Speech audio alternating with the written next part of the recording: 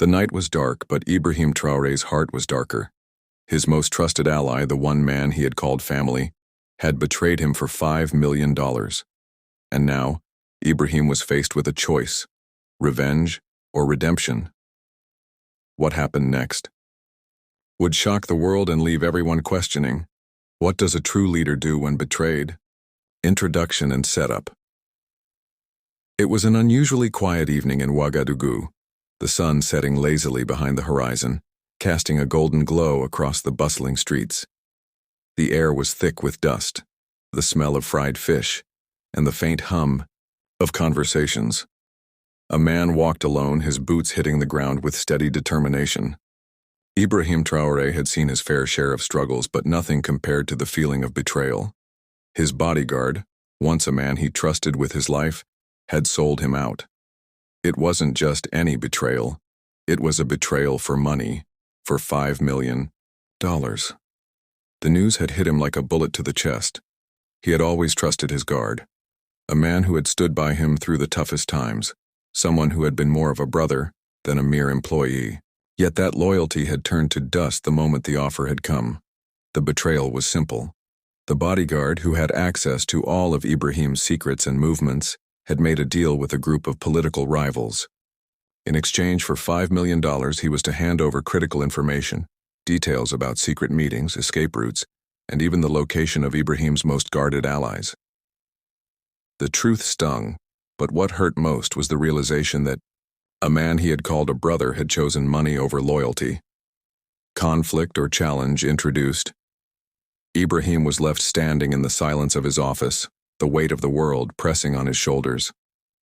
He stared at the window, his reflection a ghostly figure. The betrayal was too much. It felt personal. He had been too trusting, too open. But as the shock began to wear off, something else started to rise within him. A hunger for justice, for retribution. But it wasn't just any kind of justice. It was justice rooted in a deeper understanding of loyalty, of power, and of what it truly meant to lead. The problem was, Ibrahim wasn't just any leader. He was the man who had risen from nothing, the man who had taken on powers far greater than himself. And now his own people were betraying him.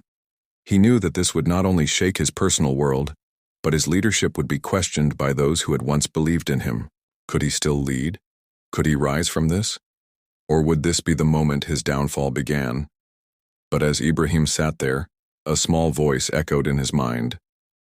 What would a true leader do? A knock at the door broke his thoughts. Standing in the doorway was a young woman, her face somber but determined. She was someone Ibrahim had helped years ago, a woman whose family had been torn apart by corrupt officials.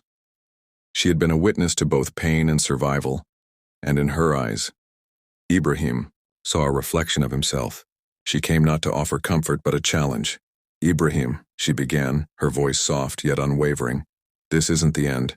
It's your choice now. You can destroy him, or you can show him what it means to betray someone who believes in the power of redemption. Ibrahim looked at her, unsure of what to say. She was right.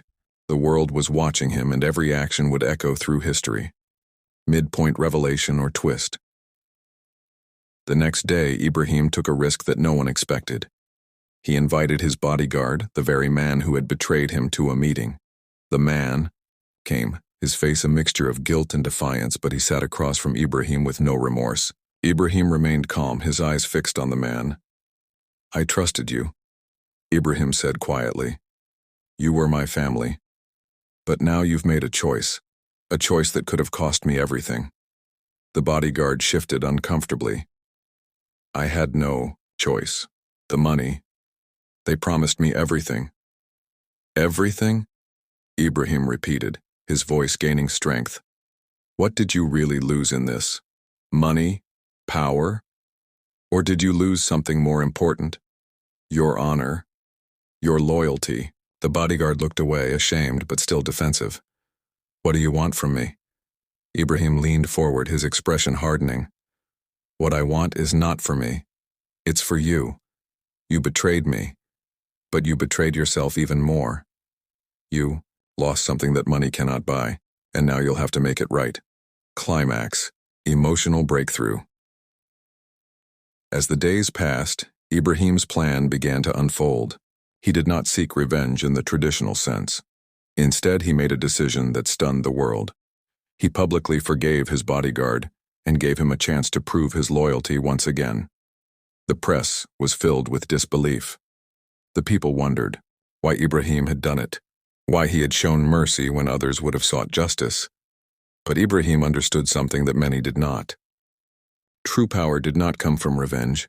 It came from the ability to rise above the pain to forgive, and to show that leadership was not about control, but about healing.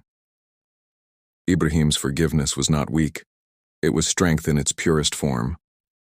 The bodyguard, who had once been lost in greed, now found himself grappling with his own guilt and yearning for redemption. One morning the bodyguard came to Ibrahim, his head bowed, his voice shaky. "I was wrong," he said. "I betrayed you and I don't deserve your forgiveness, but I want to prove myself. Please, give me the chance to make it right." Ibrahim, who had spent the past few days reflecting on his decision, stood up and walked over to him. "You already have," he said quietly. "By asking for forgiveness, now the real work begins. Resolution and quiet closure." The bodyguard was given a second chance not because Ibrahim owed him anything, but because Ibrahim believed in the power of transformation. Over time, the man regained his honor. He worked tirelessly to undo the damage he had caused, to protect the very people he had once endangered, and in doing so he became a man who had learned the true cost of betrayal and redemption. Ibrahim stood before his people, the weight of leadership still heavy on his shoulders. But now, he carried it with pride. He had shown the world that power wasn't about strength. It was about compassion, forgiveness, and the ability to rise after a fall. In the end, Ibrahim's legacy wasn't defined by the betrayal, but by how he chose to heal from it. And as he looked out over the horizon, he understood something profound. The true measure of a leader was not in how he dealt with the enemy, but in how he treated those who had fallen. Call to action. For YouTube. If this story touched your heart, consider subscribing for more inspiring tales of hope, healing, and unexpected kindness. Hit the like button and share this with someone who needs it today.